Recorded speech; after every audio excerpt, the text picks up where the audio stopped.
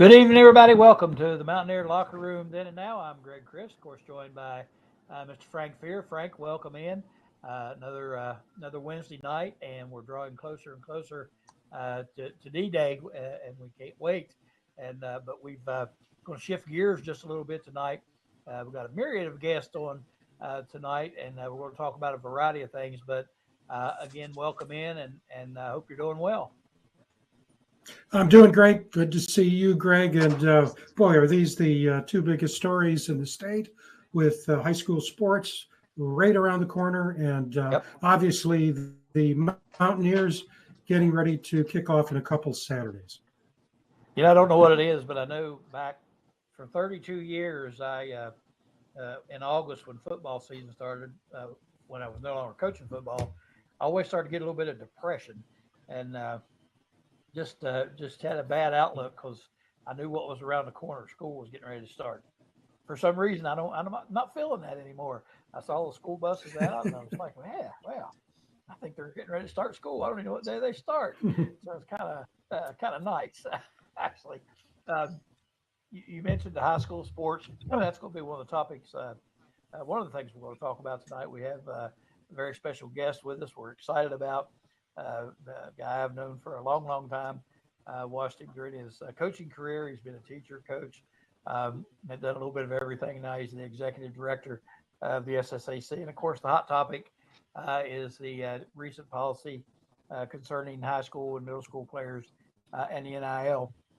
And, when I thought about having Wayne on, my thought wasn't, to get on here and bring out all the positives and negatives and argue or anything like that. I think there's a lot of questions that folks have, a lot of questions I have. I'm curious to know. And I know, again, with Wayne's coaching background, he's done it all. So he has I'm sure, a good feel for the way things may shake out with this. And we all have our opinions about the way it might happen. It's a little different animal with high school, middle school, and the colleges is going to be a little different, I think. And being from a rural area like I am, I think it'll be, I don't know if it'll change a whole lot, to be honest with you. But I think down the road, I think we'll see some impact of this. But positive or negative, I don't know, and we're not going to really here to discuss that. So looking forward to talking to Wayne Ryan about that here in just a little bit. I know you're a little removed from that since you're not in this state. And when we get ready to talk about it, we'll bring in Dave Gorby's with us. Dave, of course, coached forever in the system here in Fayette County, and I'm sure has some insights on it as well. So we look forward to that. Later on, we'll bring Mark Parsons in. We're going to talk about the Mountaineers, of course, because that's what we do here. And still plenty going on with that. Coach Rodriguez's press conferences are getting more interesting every day. And I always, I watch a talk show every day, a Dan Levitard show I watch. My wife, it drives her crazy because it's on for 2.5 hours, and I have it on all the time. And I've now started watching Rich Rodriguez press conferences every day as well. And I'm not sure which is more entertaining. Yeah, I'm not with you on the national show, but I watch Coach, and it's interesting because I also read the comments that fans are making, and they're getting upset at the people asking the questions because there's not a lot of sometimes there aren't answers to the questions that they're asking, and I understand that. I mean. Trying to put Humpty Dumpty back on the wall. We've talked about that. A whole bunch of new people who are playing for the Mountaineers. And, today he talked about what was very interesting was someone asked him about when will the 2 deep lineup come out? And he said, then he asked, you remember, he asked, well, when is that? What's the game time? When are we kicking off against Robert Morris? And he said, maybe that we're looking for the day before. And so, they're trying to put everything together. It's a major undertaking. You coach basketball and just multiply by almost tenfold or more the number of moving parts he has. So And I like we're going to get there. No question about that. And I like the fact that he said, even if I did know now, would I tell you? I mean, why would I tell you that? And so I like that. He's.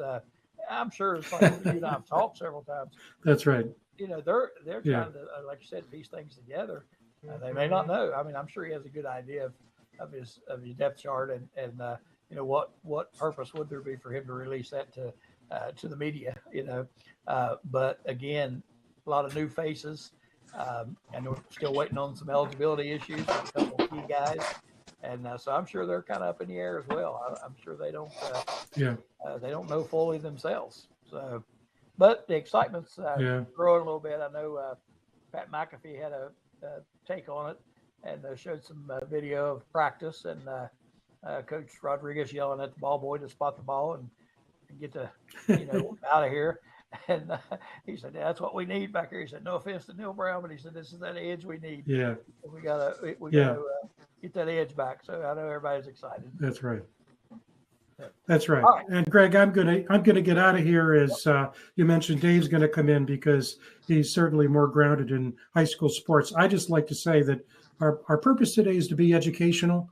Right. That's really important, and to have Wayne Ryan explain the what's and the whys. I will say I've looked over the material, and as you might expect, very, very prepared, very thoughtfully, with the student athletes in mind, with boundary conditions that you would expect to safeguard certain things. And so I'll use the word impressed, and I'll also use the word important. This is really important. Any major change in the structure and functioning of high school athletics. It's not just the young people involved, it's the communities involved. And so this is going to go forward.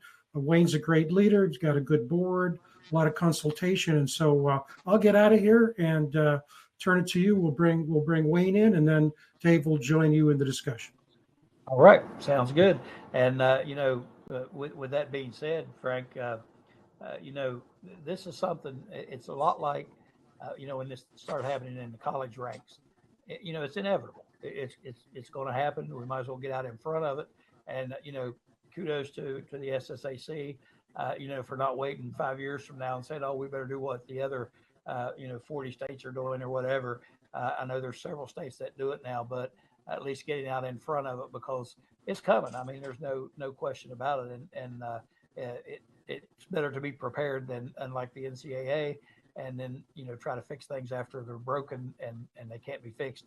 So I'm glad to see this. So I think, like you said, educational purposes. That's what my family tells me. I'm around just for entertainment purposes, not educational purposes. Remember, I maxed out in 7th grade. We've talked about that numerous times as well. All right, let's go ahead and bring Dave in, and then we'll welcome Wayne in as well. Dave Gorby, of course, if you don't know, Dave is a longtime coach here in Fayette County. One of my players way back in the day. And not that he's old or anything, but I am. And Dave played ball for me. He's an avid Mountaineer fan, avid high school sports fan. And Dave, appreciate you jumping in here with us tonight, again on short notice to help us out with this. Yeah, it's a pleasure for the invite. Always enjoy coming on this show or podcast. All right, let's go ahead now and we'll welcome our guest, Wayne Ryan, of course, Executive Director. Wayne had a stellar coaching career. He's been a teacher, coach.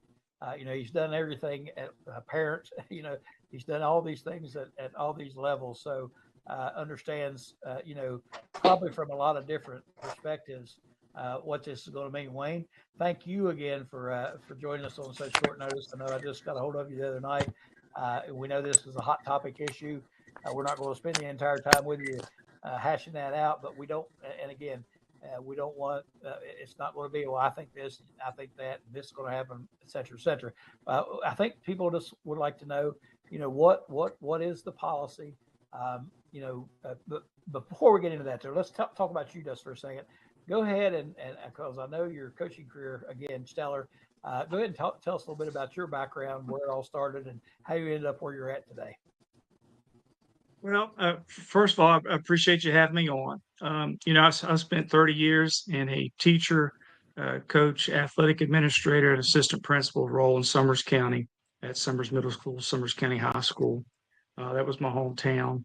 And 9 years ago, I moved into the job as assistant director at the WVSSAC office. And last year served as the associate director. And now I'm in my first month as the executive director. So it's been an interesting month because we've added 3 new staff members and we've added a new position because really compliance with rules is not something one person can keep up with. So we've added a director of compliance that can specialize in that in the office because everyone else is stretched with a lot of different responsibilities. So that's been a good add. And so my new staff has worked really hard in the past month as we've hit the road. We've been on our clinic tours with our regional principals. We've been on our sports clinic tours with our coaches and officials. And we literally have had very few days in the office together. So I'm anxious to get in the office and get going with some of our goals for the year in making a few changes. But it's an exciting time, and obviously this is a hot topic because we're not playing sports right now, and it hit at a good time for everybody to draw attention to it. So we'll be glad to discuss it and answer your questions as best we can. I was going to say, man, what a way to the first month. What a way to get rolling here. I'm sure you've had a busy schedule over the past week or so with inquiries and interviews, and I've seen you on a few of them already. So I know it's really been a busy time for you. This policy, like I told Frank, I think this is something that it was coming.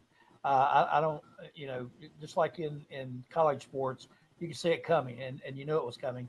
And, people may want to grumble about it and complain about it and all that, some people, but it's inevitable. And I think rather than, bucking it and trying to fight it, we need to embrace it and figure out how to make it work for the best for everybody and not, not resist and not try to fight it. Like I said, I think it's something that is inevitable. It's coming. But again, I think tonight we'd like to know, what exactly the policy is.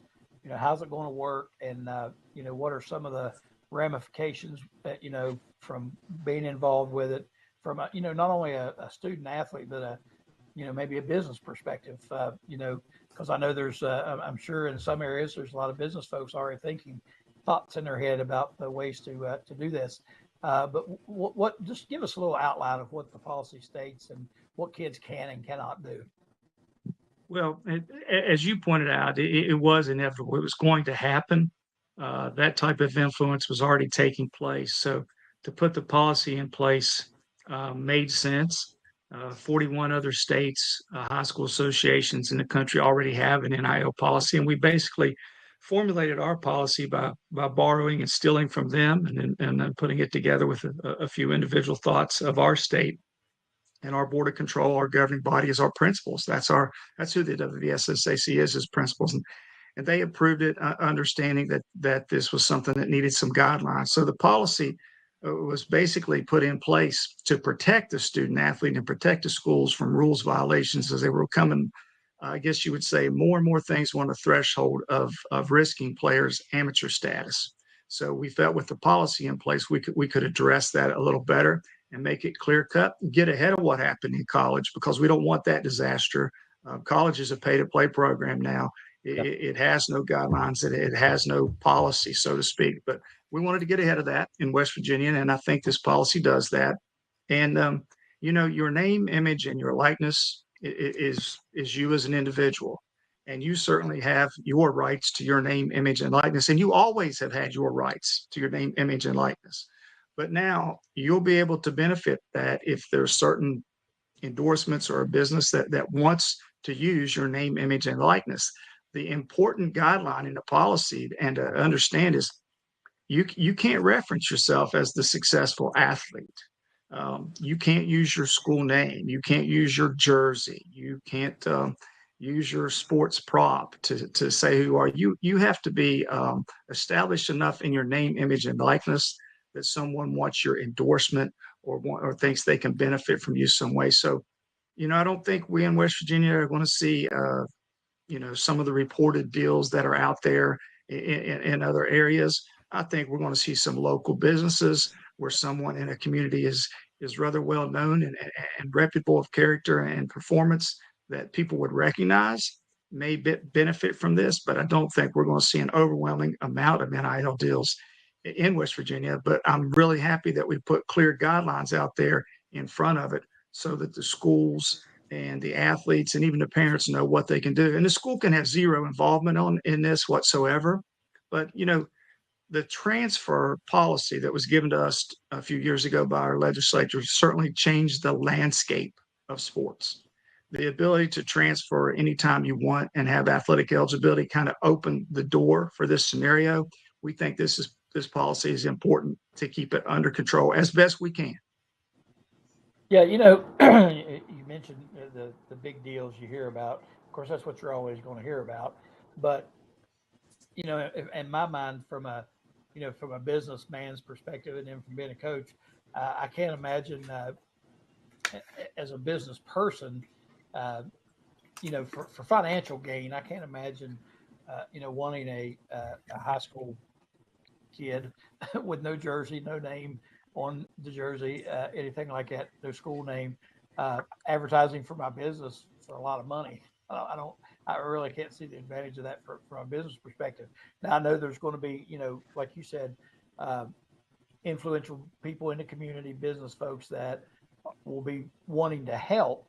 And I think, that might be where it becomes a positive thing because they're helping anyway.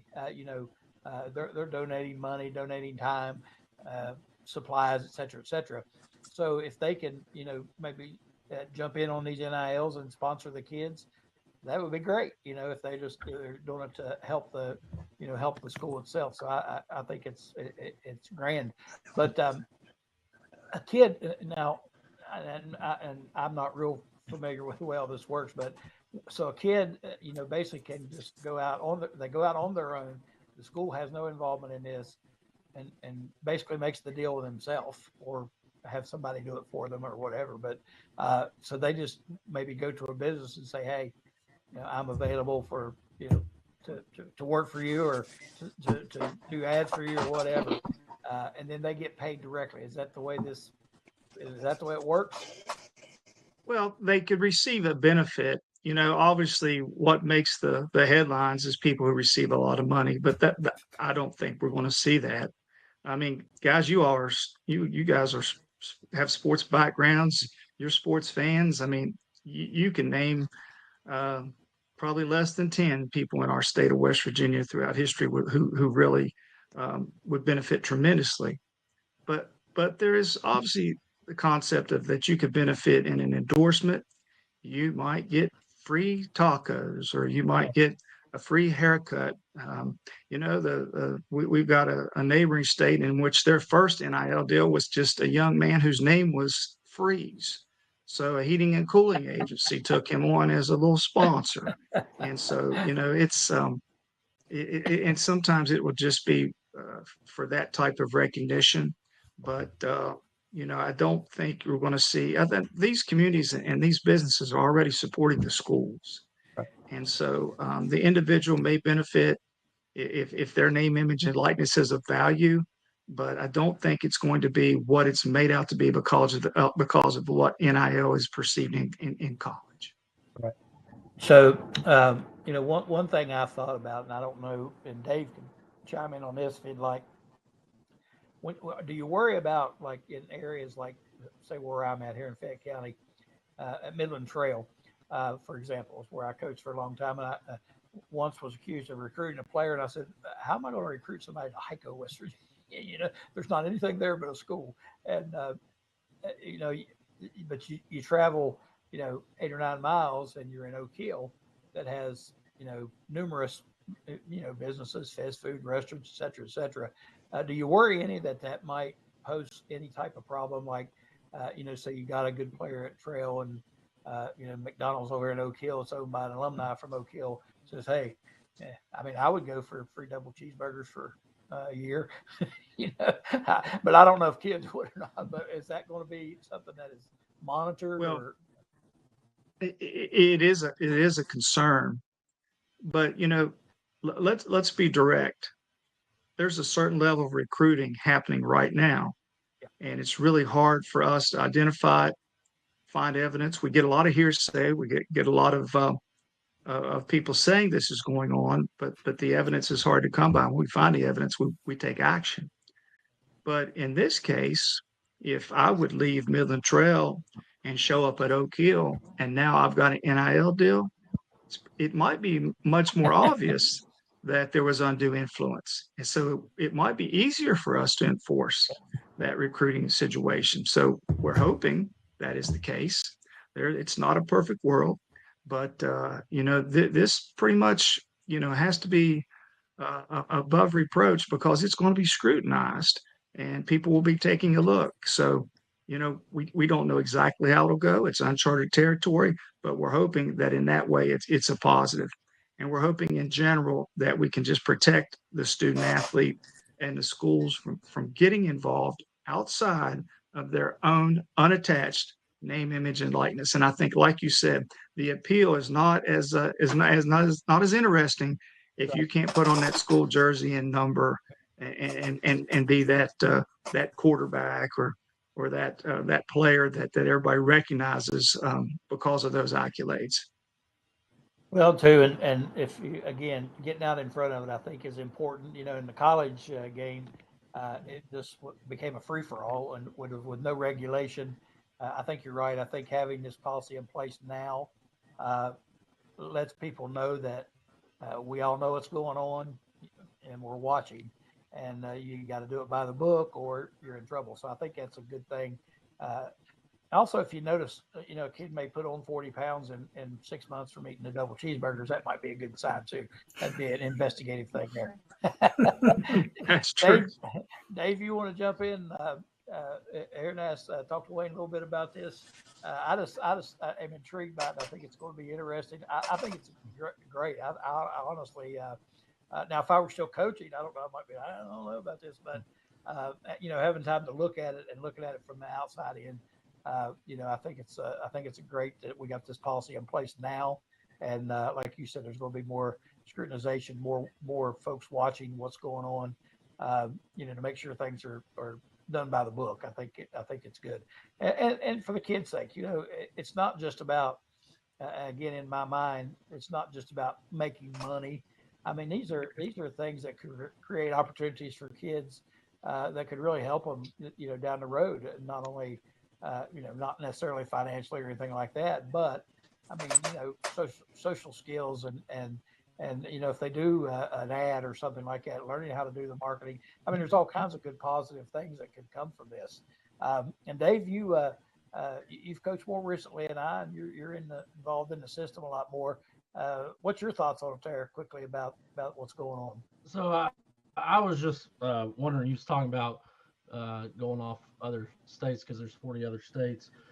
You don't have to name them. So was there like one state organization like you was that you particularly like, or was it more of like a group and you just wanted to nitpick the policy from a few of them?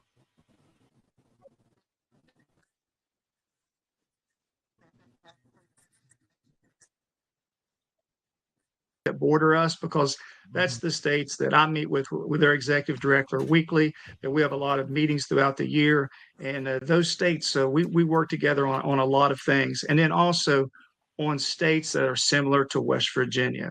I mean, obviously, we're not California, we're not New York. So we looked at some states that are similar to West Virginia in a number of schools and economic climates and things like that, and compared those. So great question.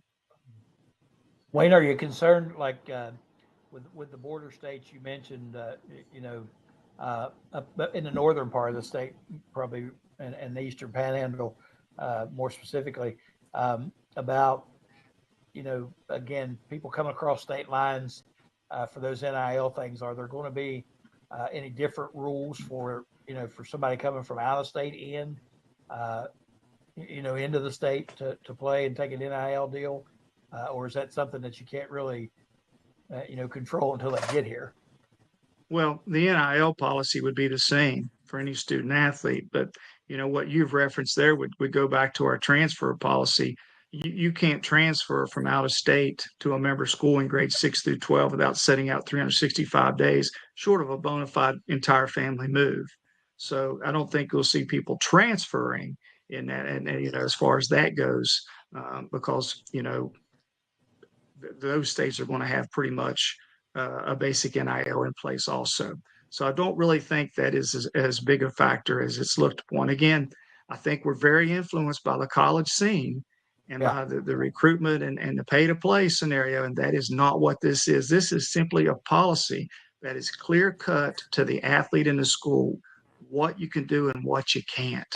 It's not a pay to play. It's not a here you can make all this money. It's guidelines to regulate what was going to start to happen more and more, which was those athletes look for opportunities to benefit.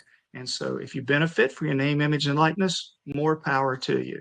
But you cannot benefit as a member of that school team or that athletic organization, the SSAC, or because of your athletic prowess. And you can't use jersey, can't use number.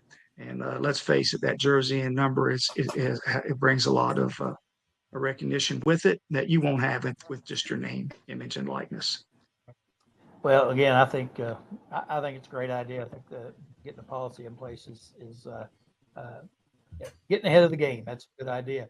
I wish, looking back, I'd have thought about NIL when I was coaching. I could have probably sold some used cars or something. Gorby, what do you think? Yeah, I could be a car salesman. Yeah. I could have been the before picture on all these weight loss things. I could have been the before shot. That'd been a good NIL for me. Wayne, I know there's more than just this going on, and we want to talk about some of that as well. You want to just go ahead and talk about some of the things that are happening with the SSAC. I know you've been in charge for a month, and I'm sure it's been a hectic month already, but you're fully aware of everything that's going on because you've been there for a while now. Let's talk about some other stuff that's happening with the SSAC and some positives that are going on. Sure. First of all, our general goal as a new staff is we're going to work really hard on the education component. And what I mean by that is very few people understand what the SSAC organization is. That very few people understand that the principals and the member schools are the SSAC. I work for them. Our office building works for them. We have no true power or entity in and of ourselves. We're a private entity. We do not receive taxpayer funds, but we are there to oversee high school athletics by the authority of our principals, our state board of education, and the legislature. So we're excited about this coming year because we've got, we had a rough year last year with classifications. That's no secret. A lot of issues were up, and the Board of Control was unified in their efforts to solve that and move forward for now. And we've done that. But we've expanded our state tournaments in cross country and track to 4 classes also. But everything now, Coach, back in your day, if you remember, we were on 2-year cycles, and we learned that 2-year cycles wasn't enough, and we went to 4, and that was a better change at the time. But given the landscape, the change in school population, and where we're at right now, the board voted to go back to 2-year cycles. So we're constantly going to be evaluating and moving forward what is best because, it's a unique situation in that we've got fewer schools and more classes. And then you get into your regional alignments, and everybody has something of concern. We don't have enough schools for sectionals anymore. It used to be in sectionals, you had 6 or 7 schools. Now you were having 2 and 3. So we had to go to all regional alignments in all of our sports. And so if you've ever looked at a map of West Virginia, we are shaped quite uniquely. If you have a certain number of schools in the classes, that is what it is, that number set by your classifications. And then you've got to group them together into regionals. There will always be certain areas and certain schools that are outliers that are literally misplaced. But if you can draw it up without misplacing anybody, you're just a better person. Anybody that's ever been involved in the process before. And probably what you did, you'll take care of some of those that you know, and you'll create a problem for some of those you don't know as well. It's really a tough task. And we worked very hard on that. We took our school's input on after our first draft, made some tweaks and changes, and did the best we could on that. But also, we're excited about soccer. Soccer is, of course, held in Beckley, and it's going to expand to 3 classes. So we're going to have a girls and boys state tournament in 3 classes in soccer. Our 2-class sports are undergoing a major change in that they're no longer going to be classified as quad A, triple, double, or single. traditional lettered classifications. Reason being, there was a lot of concern that I don't want my school to be quad A in one sport and triple A in another and double A in one. So we took that away by just going Division I, Division II in sports that are two classes, and that's swim, and that's tennis, and that's wrestling. They'll be Division I and Division II. So that way you can say I'm a quad A school, I'm a triple A school, I'm a double A school, and you are in everything except the two class sports in which you're Division I or Division II. So we made that change, and so we're excited about those changes. And again, we're excited about the fact that over the next 2 years we're going to evaluate it and look at the data really hard and see what we need to do to continue to improve things and take our coaches committees input and our administrators and leaders input, and we'll try to make positive changes as we move forward. Well, I tell you what, everything that sounds good. I know that I know the classification thing can be a nightmare, and yeah, I've always said there's always going to be somebody right on the line, at the bottom of the line and at the top of the line that people are going to say you shouldn't be there. But yeah, I think you've done a pretty good job of getting people in the right spots, and it's not an easy job. That's quite a task. And like you said, if you ever look at a map and look at populations in this state, I mean, you go from one end to the other, and you go from schools with 1,800 kids down to schools with 180 kids, and it's impossible task, really.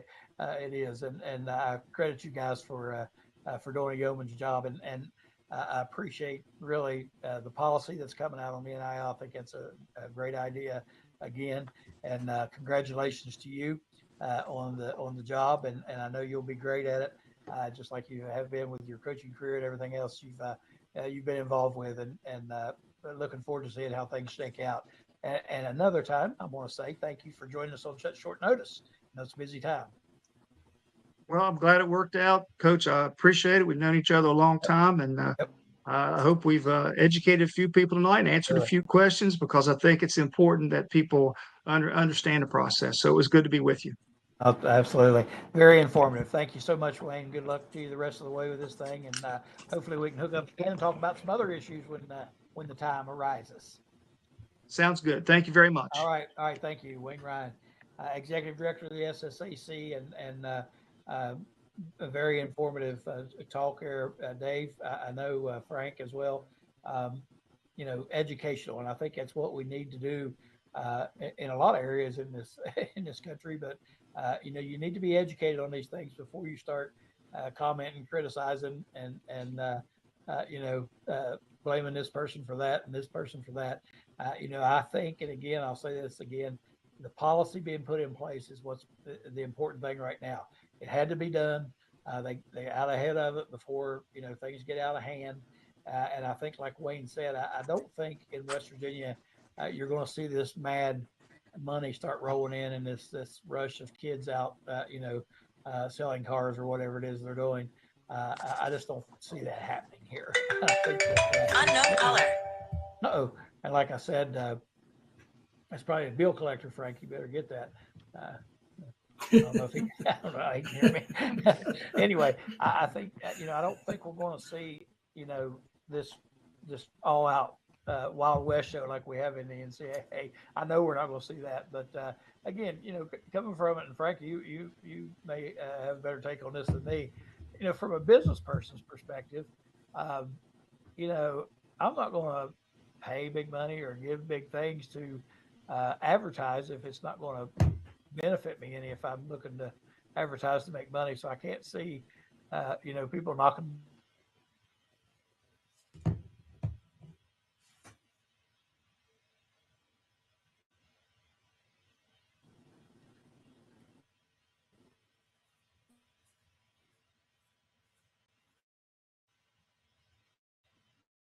Yeah, I'll tell you, you have the background with Wayne.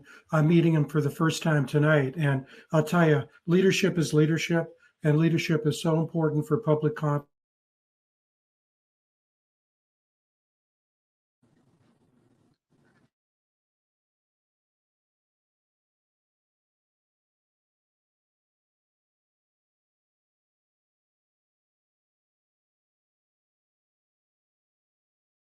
What other states are doing.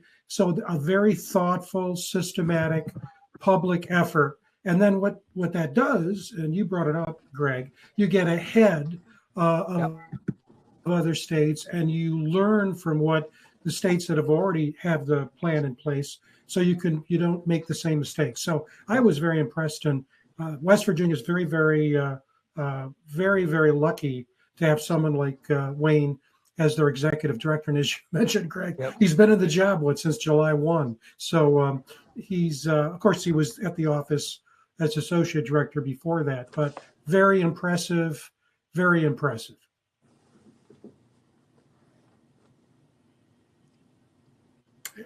And I think we lost him. You know, I should say this when he was on there, but what happened, that telephone call was from the voice of Motown. I got a nil contract with the voice of Motown guys, and so this is my last show. That is a joke, I'm telling you. Anyway,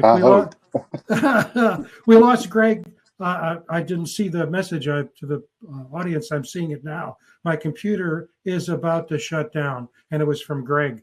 Anyway, let's make the pivot. We're so pleased to have Mark and Dave back with us. We're going to talk about the subject everybody's talking about, even though, you know, Greg and I talk about this all the time, guys. This season is so different. The conversation that we've had on this show about what's happening, you know, since spring, now they're in fall camp, is very different because there's so much more known versus more unknown. So one of the things we thought we would do tonight is to have both of you on, so each of you could share your thoughts to begin with in terms of what you're seeing so far from the fall practices, where you think things are going, what you expect, and then we'll have a conversation, and I'm sure Greg will be able to join us soon. So why don't we start with you, Dave? Share your thoughts. What are you seeing so far? What are the positives? What are the concerns? Take it away. Yeah, you know, just kind of paying attention to Rich Rod on his press conferences. You know, he's obviously talked about the quarterback. He's talked about the running back. He's talked about slot receiver a good bit, and then he's talked about the O-line in particular. Not naming players, but obviously he keeps talking about you know, the battle quarterback. Obviously, he's not announcing a depth chart as much as he's talked about depth chart the past ever since camp opened up. But you know, running back depth is kind of a concern right now, especially them taking the hit here in the past couple of days that the Knighton kid is no longer on the team. So they need to get that lawsuit taken care of, where they can at least gain Ty Edwards back on the team or eligible to play. And he's talked about the slot receivers a good bit. I'm trying to fire off on the name. Obviously, that's Gallagher, Singleton, Bowie, and Preston Fox. So obviously, we might see production from him this season. Yeah, he keeps talking about the physicalness of the offensive line to get better. So we'll see how it goes on that. And that's from the offensive side. I'm hearing about.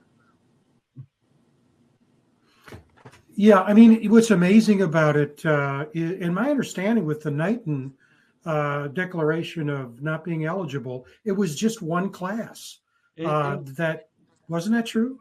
Online class credit is what I read. Wow. Mm-hmm. And so then there's really no hope for him to come back. Yeah, it went transfer, what I was reading. So yeah, and so if Ty Edwards doesn't come back, then who do you think is going to be next in line? There's a lot of talk about Hubbard might be that guy. Yeah, well, obviously Hubbard's probably that second guy right now, behind White, and the JUCO kid Bowers. I think that's his name. The one with the 4.3 speed. I think that's probably next one after that. But the thing Ty Edwards brings is more of a physical type of run game compared to those three. So I think that might might be why we need Ty Edwards in there. Um, but I have been reading, and we talked about speed. We're talking about burners.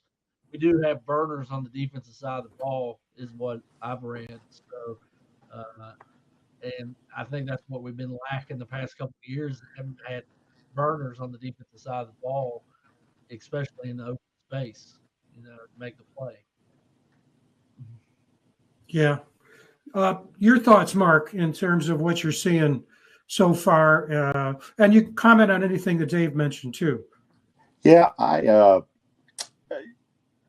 again, this is the most unpredictable Mountaineer team I can ever remember. 70 some new players. I think the big difference in this, whether this hearing on Monday with the four guys who are have sued the NCAA and trying to get eligibility, if they get denied, that could cost us a couple of games, 2 or 3 games. We got 2 starters in that group. You got Jamori Robinson, defensive end, Justin Harrington, who's a safety. And then you've got running back Ty Edwards, which Dave had mentioned. And then you also have a backup wide receiver, Jeffrey Weimer, who's been highly touted as well. He was just a second team player. But he's kind of moving along here. If he lost 2 players, we lost Aiden Bussell from University of Tennessee. He's medically retiring. And then David mentioned Jalen Naughton from SMU is no longer eligible. And he's added a couple players. He added a defensive end. I'm going to try to pronounce this. It's Oluwasel Omatoshu from Oregon State. And then a linebacker, Caleb Nylandahl from a JUCO, Cerritos Community College in California. That's actually the same school that produced defensive end Adam.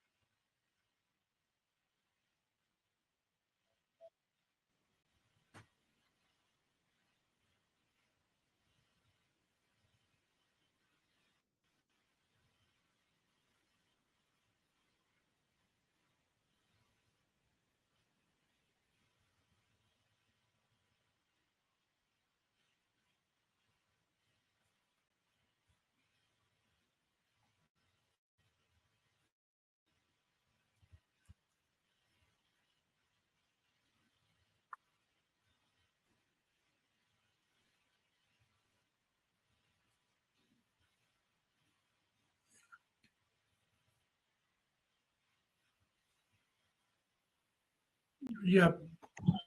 Did we lose Mark? Huh.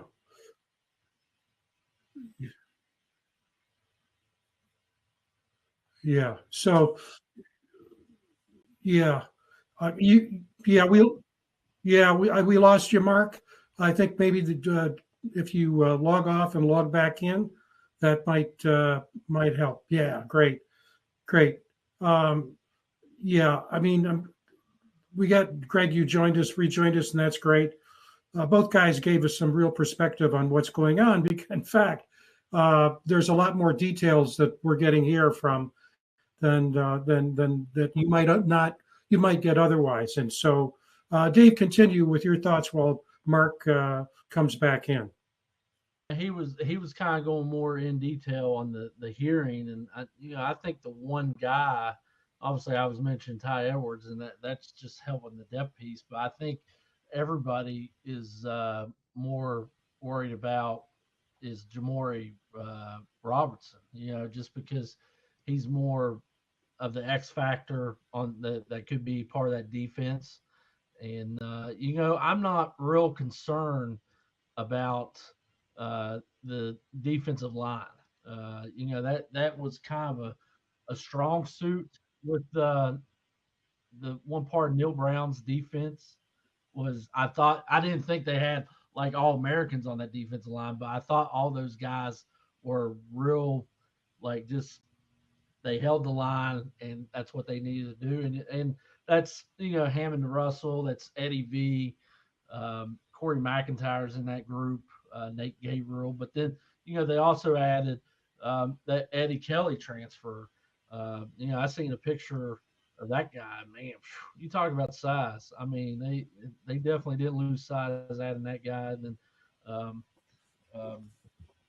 but going back, mentioning about the burners, I just think getting guys like Michael Coates and Fred Perry and Jason Chambers, Derek Carter. I just think that's going to help that back end of the defense so much. Even though we're unsure, just hearing that the team speed is just overall better, I think that's got to help. That just got to help. That's right. Mark, thanks for being back with us. Are you hearing anything about the lawsuit, even rumors about whether this is good, when we're going to hear and what we might hear? Because you're right about Jamori. He's terrific. That's if we don't have what I've heard is the hearing is coming up Monday, and the judge that's been assigned the case has been very positive about athletes getting eligible, and I'm hoping that plays into our favor and we get these guys going. I mean, they're going to be way behind conditioning wise and as far as the learning curve, but hopefully by the pit game we can get them. They can be up to snuff. I really think there's a big difference there between winning and losing in 2 to 3 games just because of the defensive starters, and I think that short yardage running back is going to have a lot to have a lot of positive there too if he's eligible. I mean, we need somebody like Donaldson or Owen Schmidt in there to get those yardage. White, when he gets down the red zone, sometimes he gets stopped. He's not quite big enough for that role. So I think that's a big plus. We've got to get those guys eligible. Can I move on to some of the other positions? Is that okay? Or yeah, kind of. Sure. David mentioned the receivers and so forth. There's been some. The first team's kind of been fairly constant, but there's been some shakeups, in the other areas. I mean, as far as the 2 deep, this is all according. Fresh off the press today from 24/7 Sports, but as I said, that changes every 10 minutes. So we just, tomorrow can be different. But at the flanker slot, we've got Jaden Bray. He's, been a mainstay on the team, but he was injured last year, so he didn't play a whole lot second half of the season. If he can stay healthy, I think he's going to be a player. And then you have behind him, you have Justin Smith-Brown's a transfer from South Carolina State. They're very high on him. Now, Jeffrey Weimer is ruled eligible in this hearing, then he's going to slide into that 2 spot. They're very high on him and Brown. So you got 3 good ones there. And then at the slot, of course, Rodney Gallagher is the first teamer. We're all familiar with him. And they brought in Orrin Singleton from Eastern Michigan. They seem to be high on him. And then at the other receiver slot, we have at split end, we have Cam Vaughn, transfer from Jacksonville State. He's going to be the big play guy, I think. And then behind him, a guy that's moved up the chart since we talked a couple of weeks ago is Christian Hamilton, for a transfer from North Carolina. So he's kind of getting some looks there. Tight end has that's kind of been a constant. We've got Grayson Barnes, transfer from Northern Illinois. He's a good blocker. He has good hands. I think he's going to be a positive there for us. And then on the other, behind him, you have Jacob Barrick. He's a transfer from Jacksonville State. He's kind of worked his way up. He's also a native of Martinsburg, West Virginia. So we got a native son in there at that one. Now the line on the offense has taken a lot of changes. Left tackle, we still have Nick Cray. They've got him listed first team. Behind him is Xavier Bosley. Both of those are holdovers for Neil Brown. Bosley had actually transferred last year from Jacksonville State. He's from South Charleston originally. And then left guard, you have Walter Youngbear from Tulsa. And behind him, they've shifted the springs around. They've got Malik Agbo from Texas. And then right tackle, you have Tykeus Crawford from Arkansas and Mikael Clay from North Alabama.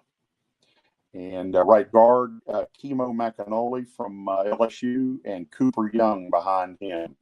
And then at center, holdover from Neil Brown's crew was Landon Livingston, and second team's Carson Lee's transfer from Mississippi State.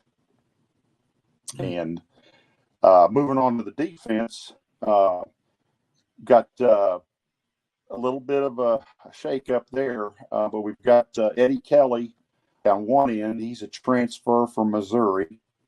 And behind him, Devin Grant from Incarnate Word has worked his way up from near the bottom of the depth chart, kind of up to that second team slot. Defensive tackle, as David said earlier, we're kind of constant on most of the defensive line. We got Eddie V in the first team, and then Asani Redwood behind him. Nose tackle is Hammond Russell, and behind him is Nate Gabriel. Then you can also kind of throw in Corey McIntyre, and there's another good one that's going to get some reps. So I think defensive line wise, we're going to be fairly solid there. Now the secondary is other than a couple players, it's a rotating. Well, actually, I didn't touch on the other end. The bandit is right now. It's Curtis Jones, who's from Cabell Midland. Now, if Jamori Robinson comes in, he's going to get that spot if he can get ruled eligible. But right now, they've got Curtis Jones in there and Braden Siders. They moved him from a linebacker over there. He's from Wyoming. And then Mike linebacker, we got Reed Carrico, who's a constant there from last year. And behind him is All-American for a group of five from Southern Illinois, Ben Bogle. Actually, he got from a group of five. And then you have the off-ball linebacker is Chase Wilson from Colorado State, transferred in. And then the guy that's worked his way up from near the bottom was John Lewis, a linebacker from Mississippi State. And you'll see from there that Ben Cutter's been a starter a lot the last couple of years. He's like 13 now, so he's kind of dropped down there a little bit. Cornerback one, you got Michael Coates, which David mentioned earlier from Nevada. He's like Jamori Robinson. They're both high on the NFL list. They're all looking at them. Behind him, you have Jason Chambers, transfer from App State. And then you have at quarterback two, you've got Jordan Scruggs from South Alabama. And behind him is Devontae Golden Wilson from Akron. At the high safety, you've got Kakura Tarnu, who's a holdover from Neil Brown. Actually, he played corner last year, but he had transferred in from Jacksonville State last year, and he's changed positions now for this season. Behind him, you have Jordan Walker from Chattanooga. Now, this is where it gets a little hairy here at the box safety. Right now, we have Derek Carter, transfer from Jacksonville State, and backing him up is Darian Lewis from Akron. But if Justin Harrington, who's the transfer from Washington, is ruled eligible, then he's going to slide in on the first team there. So there's a lot of ifs. If these come through, then I think we're going to be okay. But if not, it's going to be some, you just have to kind of wait and see. And then we have the nickelback. We have Fred Perry, who's kind of been a constant there from transfer from Jack State. And William Davis has worked his way up from the bottom. He's from a smaller Division II school, Virginia Union, and he's worked his way into the second team there. Now, special teams, we had some openings there last week. We didn't know what was going on. They've got a little bit more clarity there. Punter, you've got Oliver Straw, of course. He's back from Australia. And behind him is Adam Steyer, native from Morgantown. And both those guys will be handling the holding duties on extra points. Place kicker is Cade Hensley's transfer from Coastal Carolina. And the kickoff guy is Ethan Head, transfer from Tulane. And both of those can interchange if someone's injured or they need to do some shifts there. Long snapper is Moss McGuire. Behind him is Caden Seller.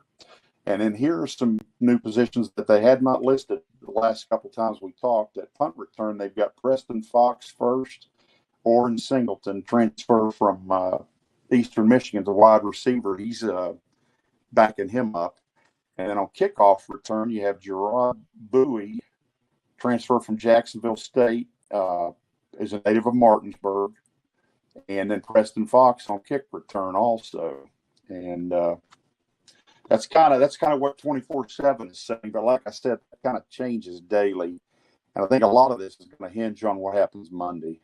And I just think there's still a lot. It's a work in progress. There's a lot of unknowns. And I think when Rich Rock says we're going to be right up until, the game day of finding out who's where, I think there's a lot of truth to that. I think there's still going to be some moves made. And there's still some guys on the offensive line that are still, they're in the third and fourth team that could slide in there. It's just, they could move up the charts as well. We just have to kind of wait and see. But any questions? Greg, you're back with us, so I'll kick it to you. And Dave too. The excitement continues to grow, and I know y'all probably did discuss the quarterback situation. I heard Coach Rodriguez talking in one of his press conferences and said, if we have one that can play and help us win, we'll play one. If we have two, we'll play two. If we have three, we'll play three. So I don't care how many we got. If they can help us win, they're going to play. Do you see? Is there any indication that he might try to go with a little bit of a quarterback rotation? I think he may go with a dual quarterback thing. We'll see. I think I think Nico gives you leadership, but I think he also gives you a better arm, and he can run, but that's not his forte. He's a better passer. But then I think Jalen Anderson gives you the wheel. He has wheels. Now, he has a decent arm too, but he gives you a little bit different look. And I've not been a real big fan of having two quarterbacks, myself. But a couple times Don Nealon did it, and it worked. In '93 they had two quarterbacks with Kelchner and Darren Studstill, and it worked okay there. So I'm not ruling it out. I think it could happen. I was just going to go ahead and say, let's go back to Rich Rod. I mean, his first year, Rashid wasn't quite ready yet. No, he wasn't. Remember, we had Brad Lewis, and then it kind of finagled into both of them back and forth a little bit. And Rashid kind of took over the duties later in the year. And then it was Rashid for the next couple years, and then the start of the 05 year, it was Benark and Pat White, and it took injury from Benark to finally give it to Pat White. So yes, I can absolutely see a mixture of quarterbacks Exactly. out there on the field to start the year. So, Well, I think it's got to make them. and I was gonna say how I read things. I think Scotty Fox is going to be the dude in the future. I just don't know if he's ready yet for It's maybe. going to be good, I think. Yeah, I because how you read how Rich Rod wants them to be able to do both. It sounds like Scotty can do both pretty dang good. so that's why I think he might be the future at that position. I agree. So Well, I think from a fan's perspective, mhm, it's comforting to know that you've got somebody with Nico's experience mhm, and the ability. We've seen him play, mhm. so we know he can play. And then the Right. idea that Mhm, there's people there that are as good, or maybe in some cases better. I think that's encouraging and just adds a little bit more of the excitement. I think I think offensively, if that line, if you base it on what you've read about them, what you've seen from their playing days in other schools, that offensive line could gel into a pretty good front. Sounds like they got some athletes. I think depth will be the key. But yeah, I think it's pretty exciting what could shape up there for that offense. And Yeah, I think we're going to have better depth on the offensive line than we did yeah. the whole Neil Brown era. Just based on the transfers he's brought in some solid guys there. It's all about chemistry, though. They got to gel together, and we'll see how it happens. Yep. I'd like to Yep. add one thing in there.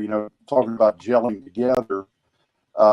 It's all over social media. You're hearing about the Pitt game already. It's going to be a big one. Game day may come, and Pat McAfee's talking about doing a show there. It's going to be a big thing.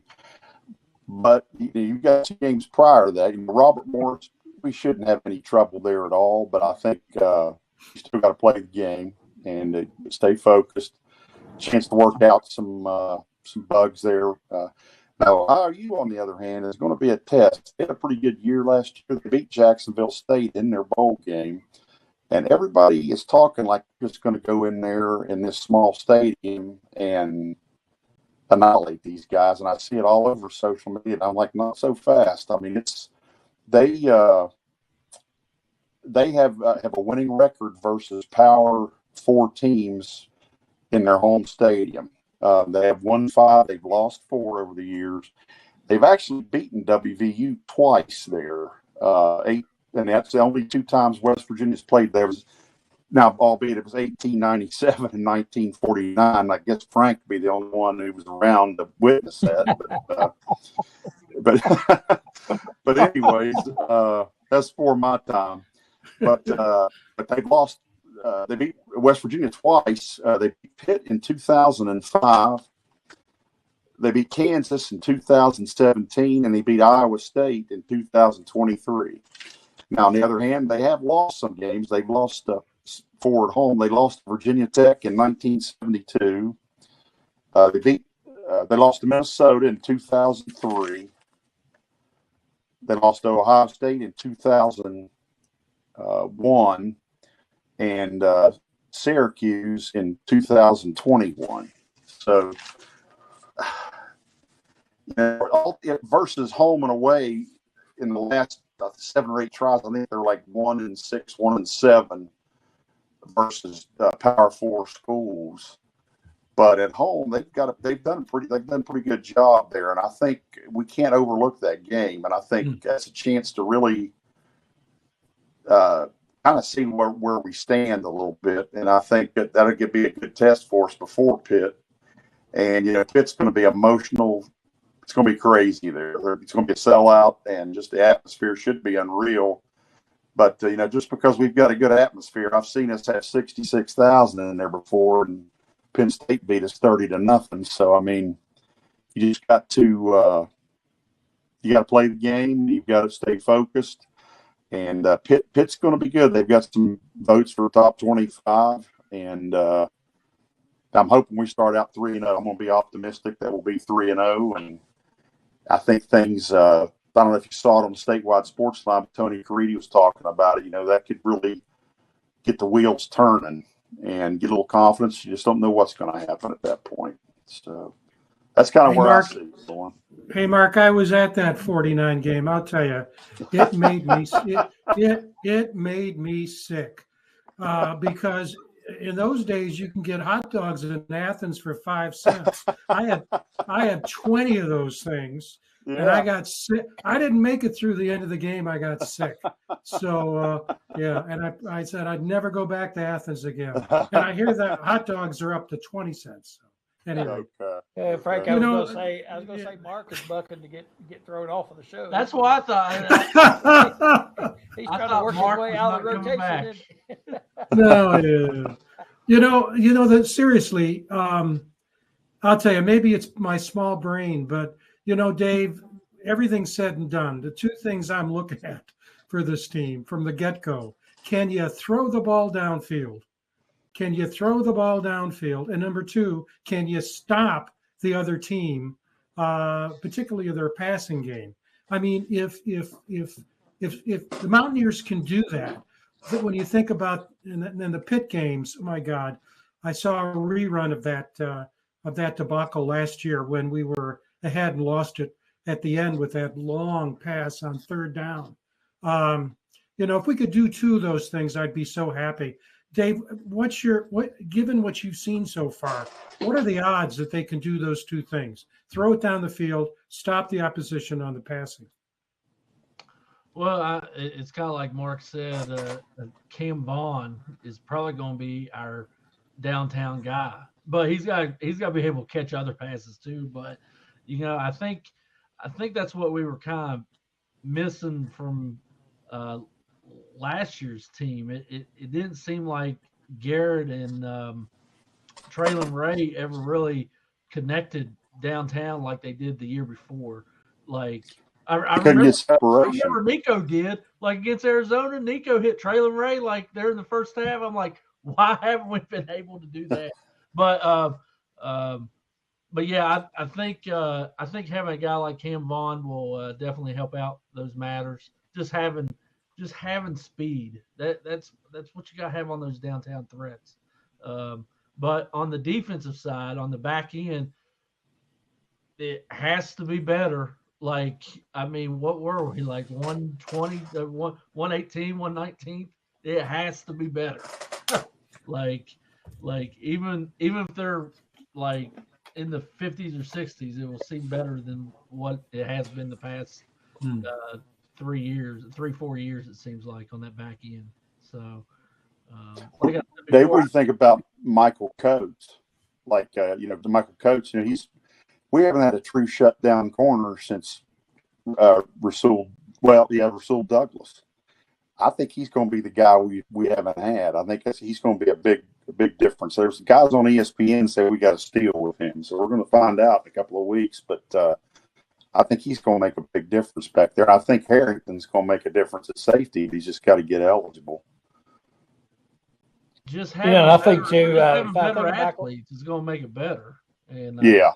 I think we're faster. It's going to Yeah, be faster, and we are bigger. Mm-hmm, we're going to be bigger. Yeah, that's why those guys are moving up at linebacker, because they're bigger. Yeah.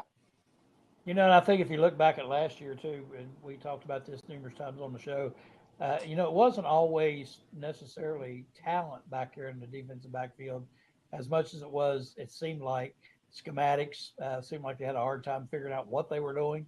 And then speed obviously was an issue, not only back there, but, our linebackers seemed a little slow covering folks, and we didn't get a lot of pass rush all the time. And I think if you change those things, then you throw in the athletes in that back end, it's going to be a whole lot better. Well, like Mark was talking about earlier, Ben Cutter is down third on the depth chart, and we're like, wait a second. But I think that's what's always kind of hurt Ben Cutter is his speed, especially when we play the teams with more speed. That's when he kind of doesn't do his thing out there. So I think that's kind of why you see him knocked down on the depth chart a little bit. I agree. Yep. I agree with you. And like I said, I think, anybody that knows anything about football knows that, your pass rush is pivotal when it comes to your pass defense. You got to get some pressure back there and not let the quarterback, pick and choose. And a lot of times last year we just gave too much time and impossible for those guys to cover. Plus, I think it just seems like there was a lot of confusion back there. I know, Frank, we talked about that numerous times about it. Just seemed like they didn't know where they were supposed to go, and there's so many broken coverages. And hopefully that'll be rectified. I think it will. And then again, you throw in some better athletes back there, and you got something going. So I think it's going to be much improved. It may not be great, but it's going to be a heck of a lot better than what it was, for sure. Yeah, I Guys, think appreciate you, Mark, Dave. Man, you guys definitely in the know. Frank, they seem to know so much more than I do about what's going on, and I'm not sure how they do that. I'm not sure how they find out all this information, but we're tickled to death that they do, and glad to get them on here. Guys, we appreciate you so much. Wealth of information. one thing I wanted to add, I'm not slamming Neil Brown, his staff, or anything.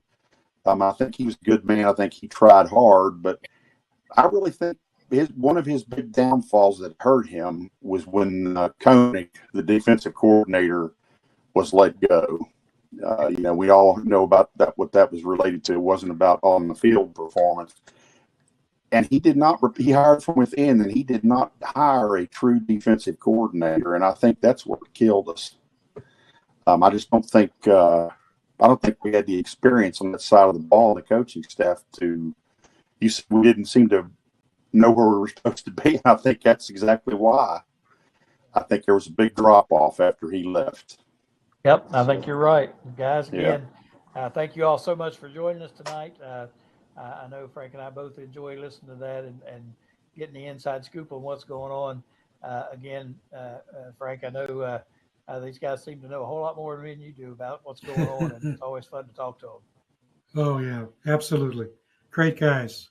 Yep. All right. Well, we're running short on time again, and it's going to do it for another Wednesday night. Appreciate everybody for tuning in and listening to us, and a great job with our guests tonight. Thanks to Wayne Ryan, Dave Gorby, Mark Parsons. Got a ton of information tonight, and we talked about things being educational. I think we're turning into Frank, you love this. It's turning into an educational show. There you go. We're educating folks. There you go. And we'll do it a little bit and a lot of history next week. Yes, sir. Boy, are we going to go into history next week. If you could put that up, Darren, we'll show our guest for next week that goes back to 1963.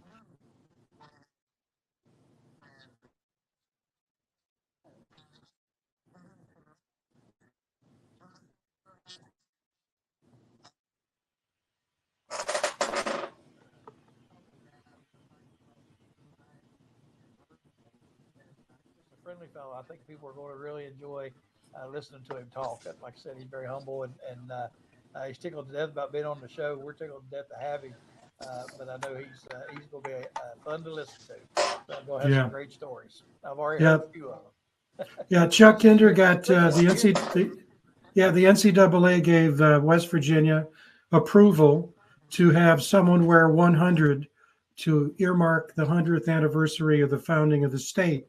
So in 1960, the good news was he got the jersey, came out, and you saw the jersey there. The bad news, it was the opening game of the 1963 season. And I watched some film today. We definitely won't show it next week.